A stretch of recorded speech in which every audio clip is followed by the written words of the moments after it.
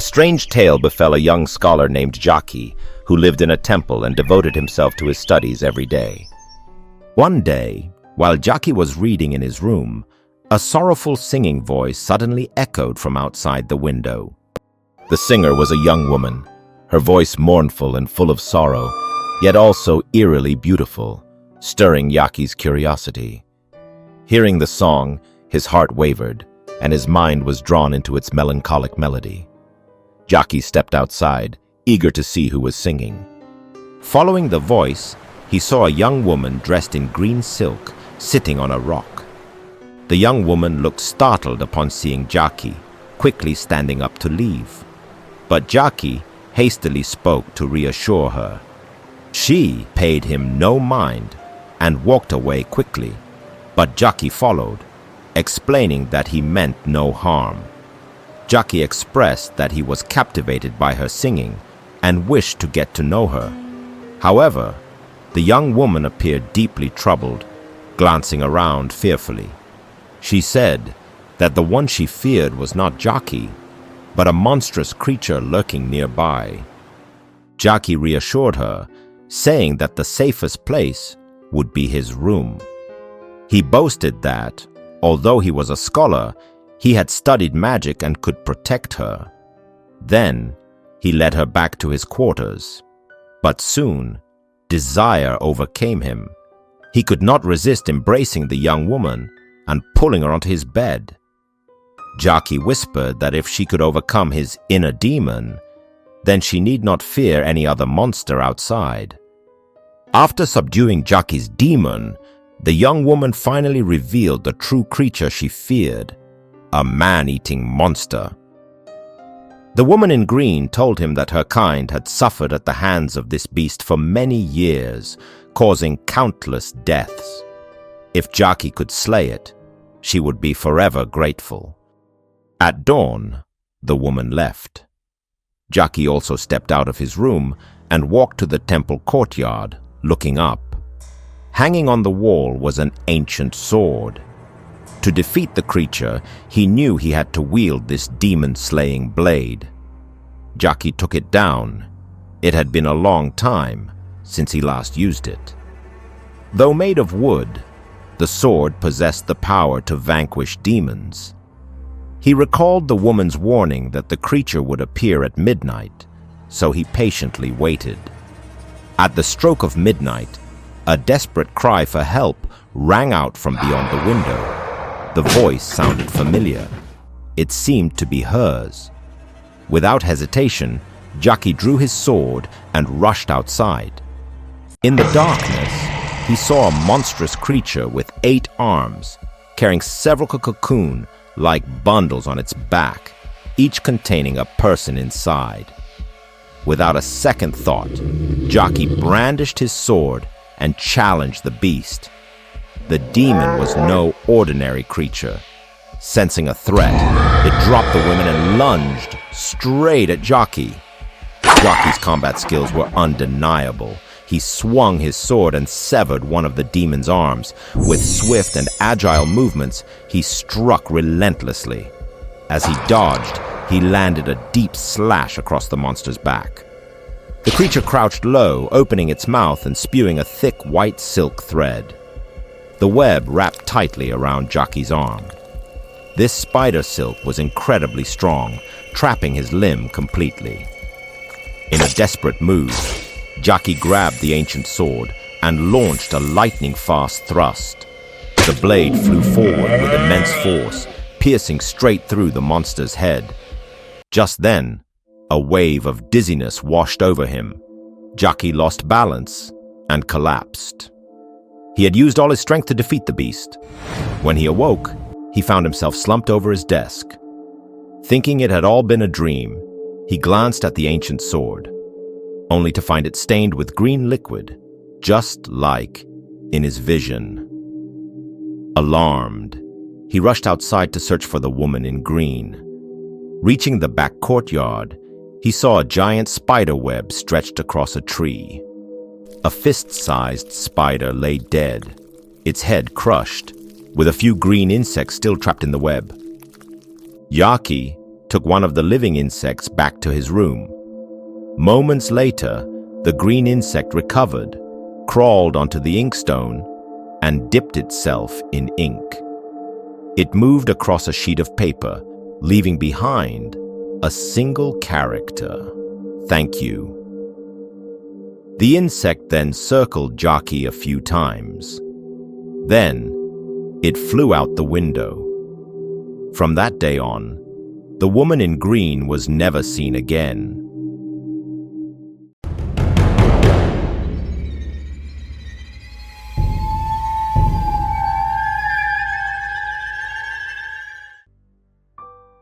It was said that in the western mountains of Ichido County, there was a young scholar named Uno. His family was not well off.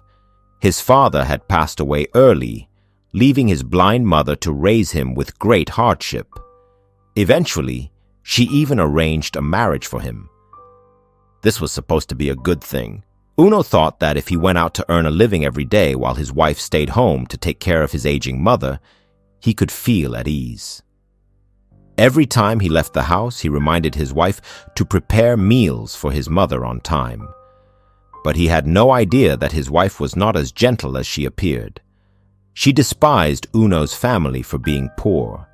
She felt that she could not enjoy any luxuries and was now stuck serving a blind old woman all day.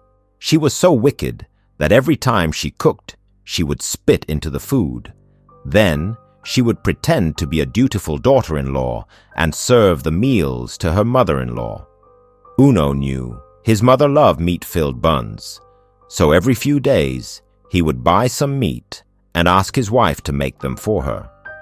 While chopping the meat, his wife muttered curses under her breath, still angry that Uno spent money on his old mother instead of bringing it home for her.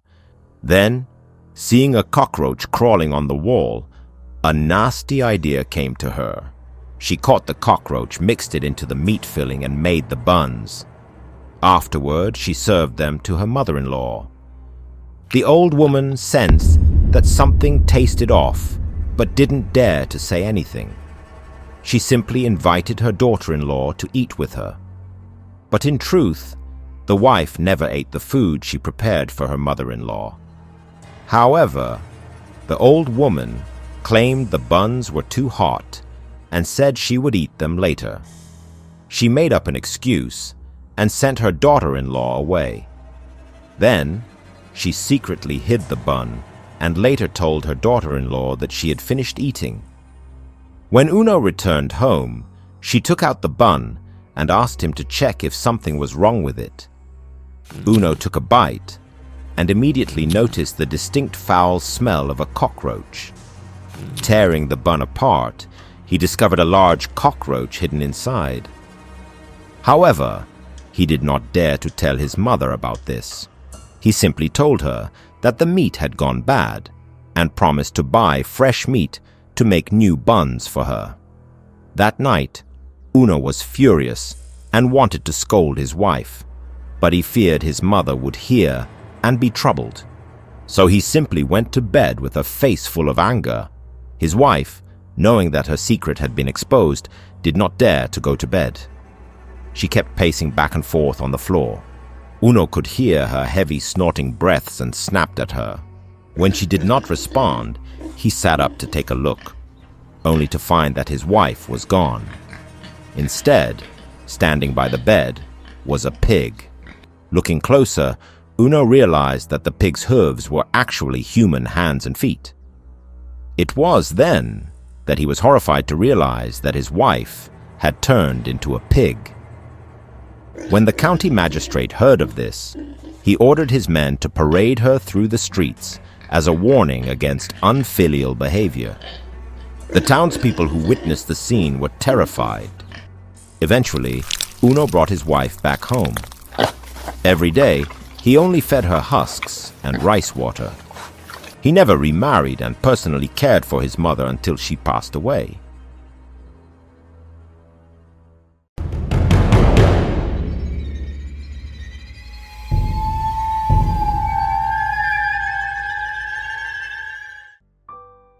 This terrifying story happened to a young man named Kuban. Not only was he highly educated, but he was also a very filial son. In his free time, he would always take his mother out for walks. Everyone who knew him spoke highly of him. People believed that he was not only a devoted son, but also a humble and kind-hearted person. Because of this, Kuban was well liked by everyone in town. One day, Kuban took his mother to the city god temple to make offerings. Being an atheist, he didn't believe in these things. Moreover, aside from gods, the temple was also home to demons. He never understood why there were demon statues inside the temple. However, since his mother was very devout, he always accompanied her and knelt beside her in prayer. The deity of this temple was very powerful, and because of this, the townspeople believed they were always protected by the gods. However, since Kuban had no faith, he could not receive this divine protection. As a result, he caught the attention of the demons lurking in the temple. Ever since he returned from the city god temple, strange things began happening to Kuban. He suddenly developed a case of madness. Whenever his episodes occurred, he would scream loudly, run wildly through the village, and flail his arms and legs uncontrollably. It was as if he was struggling with someone. He claimed that something was constantly clinging to him and tormenting him. People whispered among themselves, finding his behavior unsettling. Yet, there was no one around him. Those who knew Kuban pitied him, seeing him fall into such a state. Strangely, when he was not having an episode, he was completely normal. One day, he even made plans to drink wine and recite poetry with his friends. The gathering was lively, but suddenly, Kuban flew into a fit of rage and hurled his wine cup against the wall. Then, to everyone's shock, he climbed onto a chair. He appeared to be grabbing hold of an invisible rope in the air. He placed his neck inside it, hanging mid-air, but strangely, there was no actual rope. His feet were truly suspended above the ground. His friend, seeing this, rushed over and pulled him down. After calling his name repeatedly, Kuban gradually returned to normal. He then told his friend that a wicked woman had been clinging to him, forcing him to hang himself. His friend was greatly disturbed upon hearing this. His family had invited countless famous doctors to treat him, but none could diagnose his condition. They also sought out many exorcists, but none of the rituals worked. Later, when Kuban was in a clear state of mind, he told his mother about the strange things he had been experiencing. He said that a few days ago, during an afternoon nap, his bedroom door suddenly swung open. In a daze, he saw an ugly, fat woman barging into the room. Without saying a word, she lunged at him, attempting to violate him. Of course, Kuban resisted, struggling to escape. However, the grotesque woman clung to him relentlessly. Her strength was unnatural, and Kuban could not fight back. He could not even scream. Whenever she appeared, all he could do was try his best to flee, but no matter where he ran, she would always appear right behind him. To outsiders, his actions seemed like those of a madman. That night at the tavern, it was the same woman who forced him to put his head in the noose, trying to strangle him to death for refusing to submit to her. Another time, when he was drinking by the lake with some friends, the woman appeared again, attempting to drag him into the water to drown him. If not for his friends saving him in time, he would have lost his life to her. His mother, after hearing this, was both terrified and deeply worried. She immediately went to the city god temple, hoping there was still a way to save him. She knelt and pleaded earnestly, begging the city god to exorcise the female demon. However, the city god remained silent, sitting high on his throne. That night, as Kuban sat reading in his home, the female demon appeared once more. But this time, another figure emerged behind her. He was clad in iron armor and wore an ornate crown. He seized the demon without hesitation. He dragged her out into the courtyard. The demon offered no resistance. The armored deity flung her to the ground as if she were nothing but a sack of sand. Suddenly, a cloud of dust and smoke erupted. The woman immediately transformed into a monstrous demon with bulging eyes, sharp fangs, and a body covered in red fur. She looked exactly like the demon statues in the city god temple. The iron-clad deity ignored the demon's desperate pleas. He stomped on her, crushing her into dust that scattered in the wind. After vanquishing the demon, the deity turned and left. From that day on, Kuban returned to normal, no longer plagued by madness. He often accompanied his mother to the city god temple, sincerely kneeling in prayer.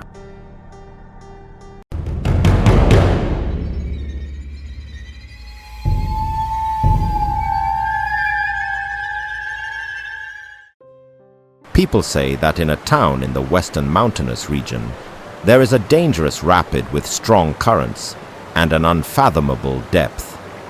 It is said that beneath these waters lies the Dragon King's palace. One day, two close friends, Xing and Zung, passed through this area after drinking. Taking the opportunity, Xing began telling his friend about the Grand Dragon Palace said to exist beneath the river. Zung only laughed, treating it as a joke, and asked his friend how he could believe in such nonsense. Xing then seriously warned him to be careful with his words, or the Dragon King might drag him down to become a servant. As the two continued walking, Xing suddenly shouted and pointed at the water, having just spotted a giant fish. Beneath the crystal-clear water, a massive fish was floating silently.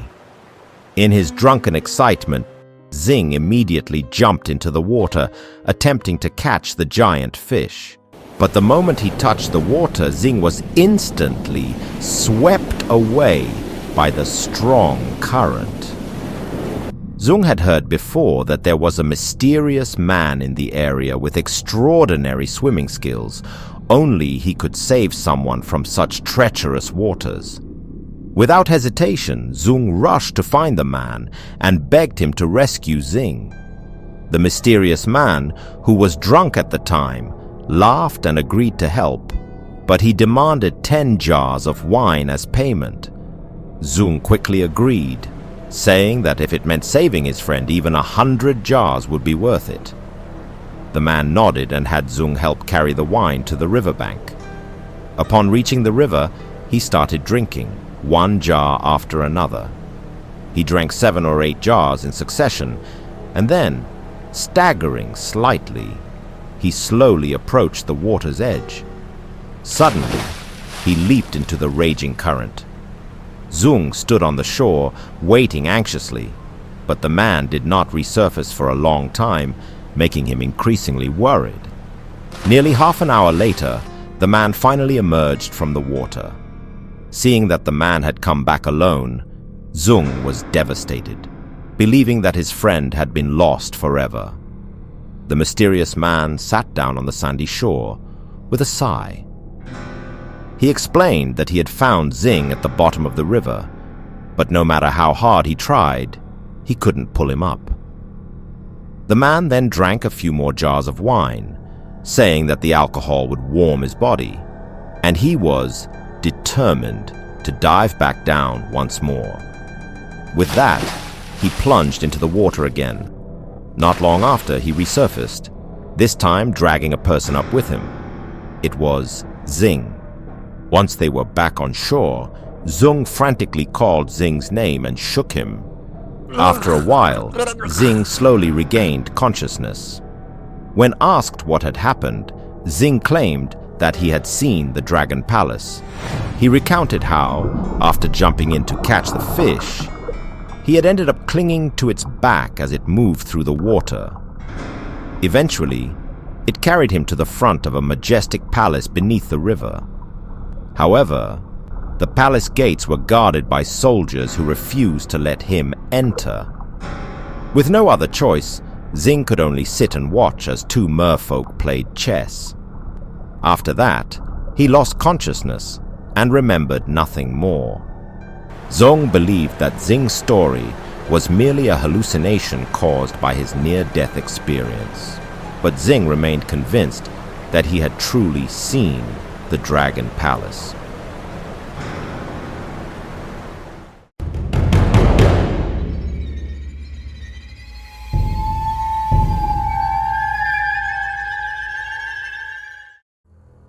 In the coastal region of Shandong, sailors always carry a packet of ash paper whenever they set out to sea.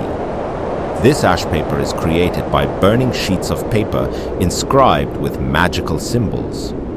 At that time, enormous fish often appeared in the ocean, their size many times larger than the boats.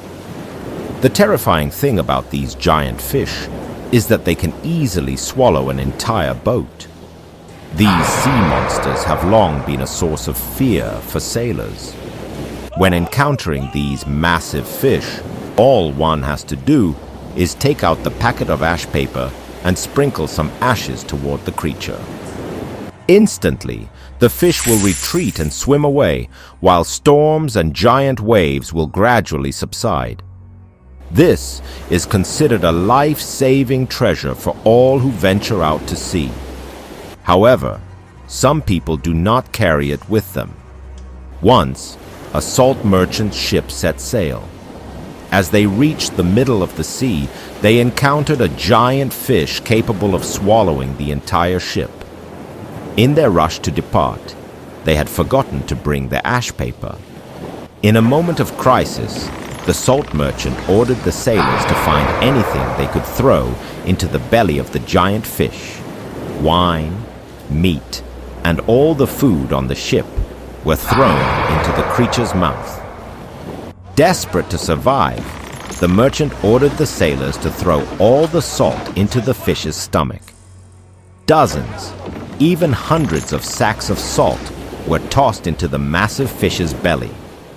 To everyone's surprise, the giant fish writhed and then turned away, swimming off into the distance. A few days later, a massive fish carcass washed ashore, stretching several dozen meters long, with its stomach torn open and its insides completely rotted. Inside its belly were countless torn sacks of salt. This real-life tale has been told countless times by seafaring fishermen.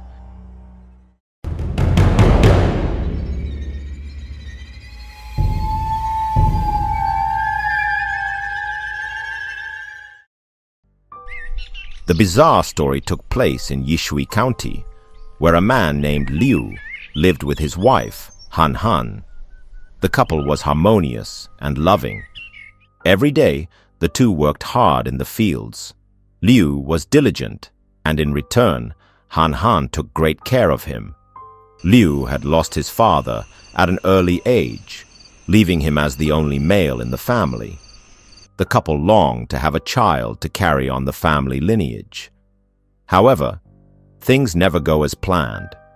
Despite Liu's nightly efforts, they still had no children. As time passed, one day, Liu suddenly suffered a stroke and died. Overcome with grief, Han Han cried until she had no more tears left. After the funeral, her mother-in-law advised her to remarry while she was still young. She only wanted Han Han to have a better life. But Han Han was determined to remain faithful and refused to remarry. She declared that she had married into the Liu family in life and would remain part of the Liu family in death. Because of this, her mother-in-law repeatedly tried to persuade her. One day, her mother-in-law once again urged her to remarry, fearing that she would be alone and criticized by others in the future. However, As she opened the bedroom door, she was taken aback. Inside the room stood a clay statue that looked exactly like Liu. Han Han had commissioned it to keep her husband by her side, as if he was still alive. She treated the statue as if it were a real person, talking to it daily, and even setting a bowl and chopsticks for it during meals. Day after day, Han Han truly felt as if her husband was still with her. One night, just as she was about to go to bed, she suddenly felt someone grab her hand. To her shock, it was the clay statue. The statue rose and spoke, saying that the king of hell had been moved by her unwavering devotion and had granted him a few days to return to the mortal world.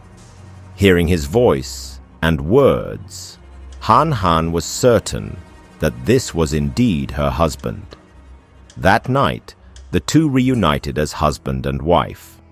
Liu explained that the Liu family was destined to be without descendants, but because of Han Han's deep love, the king of hell had allowed him to return just once to leave behind an heir. After a night of passion, at dawn, her husband turned back into a clay statue. From then on, Han Han never left the house, spending all her time with the clay statue of her husband. A month later, Han Han started feeling strange and soon realized she was pregnant. She told her mother-in-law everything. At first, the old woman didn't believe it, but then she reasoned. Han Han had never stepped foot outside, so how could she have been with another man? Looking at the clay statue that bore the likeness of her son, she felt an inexplicable aura of life emanating from it. For a moment, she truly believed that it was her son. That night, Liu bid Han Han farewell, telling her that his time was up and he had to leave. He urged her to take good care of their child. The couple tearfully parted ways, not knowing when they would ever meet again. After that night, the clay statue never moved again. Nevertheless, Han Han continued to care for it as if it was still her husband, keeping it by her side. 10 months later, she gave birth to a healthy, chubby baby boy. Her mother-in-law held the child in her arms and examined him closely. The eyes, the nose, the face, they were exactly the same as her son's when he was born. Convinced, she fully believed that this was her own grandson. However, the neighbors all believed that Han Han had been unfaithful and had a child with another man. They gossiped and spread rumors about her. Some even took the matter to the authorities, accusing Han Han of adultery and violating the virtues of a wife. Han Han knelt before the magistrate and recounted how her husband had returned in the form of a clay statue to leave behind his bloodline. The magistrate's advisor suggested using an old folk method to test whether the child was human or something else, by placing the child under sunlight. If the child was not human, his shadow would either be missing or appear faint. Immediately, the magistrate ordered his men to lift the child high, casting his shadow upon the wall. Sure enough, the child's shadow was faint and unclear, unlike that of an ordinary person. Touched by Han Han's unwavering love and devotion, the magistrate instructed her to take good care of the child and allowed her to return home. Time passed, and the boy grew up strong and healthy, just like any other child. As he grew older, his features increasingly resembled Liu, and eventually, people stopped gossiping about Han Han.